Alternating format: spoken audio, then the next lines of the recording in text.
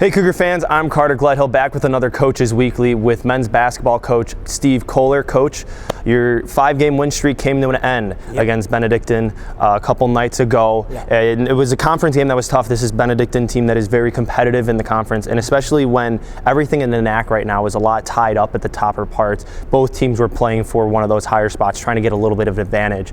It was a struggle in the second half for your team after a strong first half where you were keeping it close. What was the difference between first half and second half offensively? I think we missed some easy ones. We were trying to get it going. We had really good looks. We had good looks at the rim. We shot it pretty well from three, but we missed a couple of wide open ones. I think just missing some of the bunnies. But, one of the biggest things is we just didn't rebound, and we didn't give ourselves any second chances. And that's just who we are. We gave up a ton on the glass, but then we only had, I think, 5 offensive rebounds as well. So we just went into a little bit of a rut. The run wasn't as big as I thought it was, but we got to be able to finish those plays around the rim when we have those opportunities. And you mentioned the rebounding. You were out rebounded 49-25. I know you're shaking your head. Not the margin you want to see, and I know you preach about getting those second chance points. And what was it about those in the rebounding game that was difficult for your team to try to pull down the boards? Yeah, we just didn't do it. Because we've shown time and time again where we've had 12 and 13 offensive rebounds, we didn't collectively do it, so we were a little bit undersized with a little bit of, with Tab being out and stuff and going a little bit smaller and starting B-hat. But we didn't collectively do it as a group. Our guards weren't coming in the way that they were doing and cleaning things up against Rockford and Lakeland and Marion. And I'm not quite sure. It was kind of hopefully an anomaly because that was the biggest priority. It's one of the main things we talked about. And they dominated us in that. And you just can't win college basketball games when you lose the glass by 20 plus. And also is that the free throw was a struggle as well for your team. You talk about a collective effort. And then in the second half, 8 of 27, I believe, from the field. In those situations where you have those team, like you want to talk about the team offense and you're not able to put it together as a team, one player that was able to really stand out was Jordan Matthews. He had 17 points. And for a little bit of that second half, you got your team back in with that 5-point swing. And we've seen Jordan at times be that team first guy. But to be able to have that ability to flip it on where he can be like, give me the ball, I'm going to take over right here. That is definitely one of those senior leaders that has been beneficial throughout the season for you. Yeah, for sure. He's just kind of played whatever role we've needed to. He's had 11 rebounds. He's had 7 assists. He scored a little bit more the other day.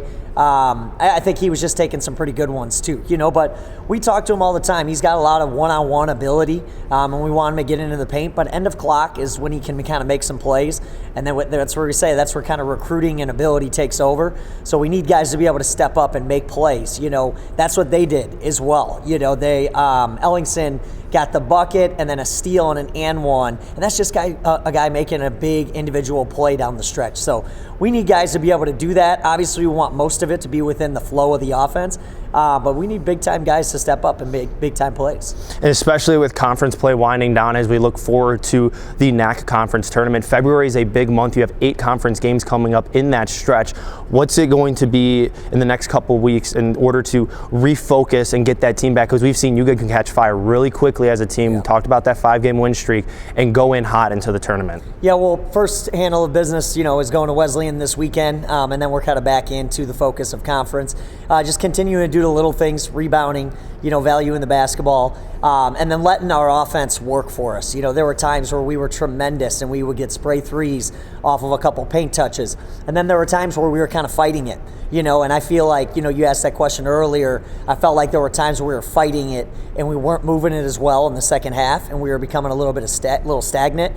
But just getting back to doing what we do well, that's what's worked for us, and that's what will continue to work for us going forward, being really, really good at the little things. And you mentioned on Saturday you have a big game, not only for your schedule, but also just for a big test for your team is number 2 Illinois Wesleyan. You've already played UW-Platteville, number 5 in the nation. You played Trine University, number 16 in the nation. So another top-ranked opponent that you were going to be on the road against. What have you learned from those previous 2 games against UW-Platteville and Trine that you're going to take into this game against Illinois Wesleyan? The big thing will be how we handle their runs, right? Platteville, we were right there, and they went on a big run, and for all intents and purposes, it was pretty much over. Trine, we never gave ourselves a chance. It was 8-7, and I think it went to like 28-10. We're down 25 at the half.